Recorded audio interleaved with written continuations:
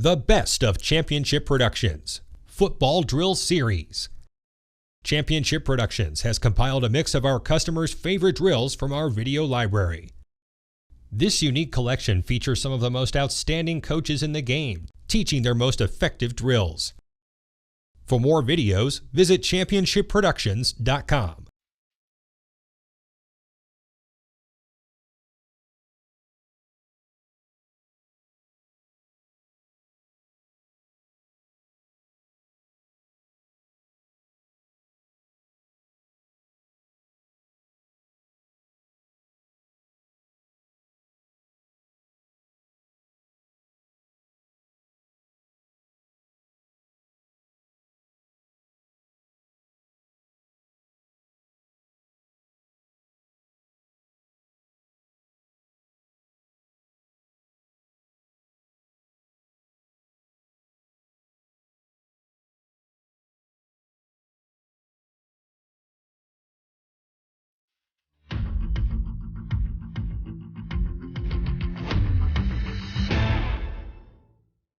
Threaten.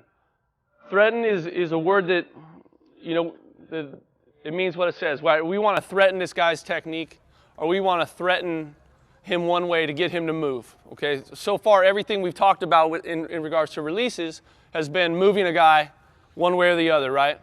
Okay. I guess the only one that wasn't was the speed release where we just go.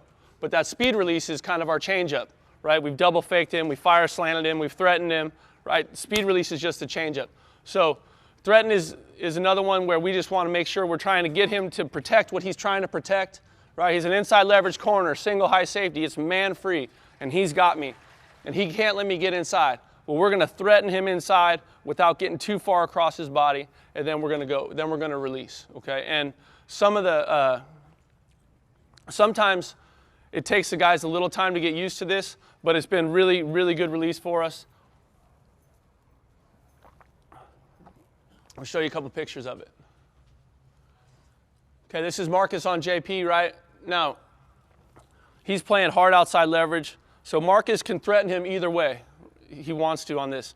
Like I try and give him that leeway, or try and give those guys that leeway, like I mentioned earlier, that utility belt, right? I want them to play, and I want them to apply what they've learned fast. I don't want them freaking out, oh, what technique, or oh, I'm only allowed to do it this way. So Marcus does a nice job here of threatening J-Po, and Jordan is a aggressive, great football player, and he's going to hammer you, especially when we go goal line one-on-one. But Marcus does a good job of threatening him inside and then fighting that collision. Now, Marcus gets a little too far inside for my liking, but he's a good athlete. He can recover, right? I would hope that those guys, as they threaten, they don't get too far across that guy's face, because it's going to be hard to get back out to where they want to go. But he does a great job. You can see a beat in the hands, okay? All those routes down in the red zone is just a fist fight, right? It's just hands, and it's a battle. But he does a nice job of threatening him inside and then accelerating the ball and finishing the play.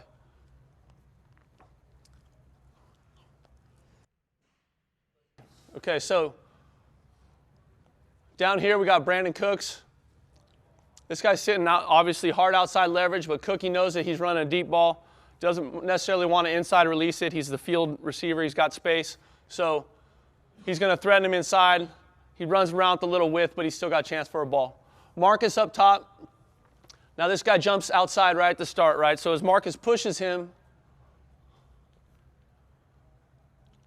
as long as he gets that guy to shuffle and open his hips, right, is what he wants. So as that guy pushes for depth and he continues to eat up that cushion, he feels that guy pressing for outside leverage. He's going to press him with that threat and release, those short steps, but still gaining ground, and then he's going to run right across his face. Okay, and in this one, we don't get the ball up quick enough, I think, or it's a little bit underthrown, and then we don't get a call, which we're at home, which is like crazy. I'm like, what? How do we not get that?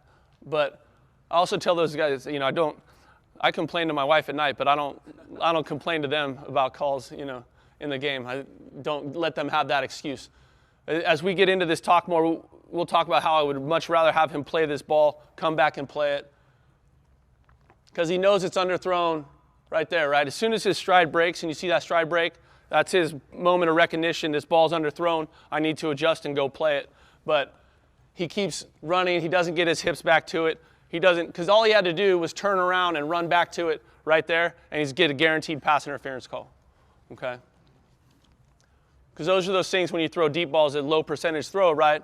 But you want to either get that completion, big play, or you want to get that pass interference call. And a lot of how we play it can help get that call.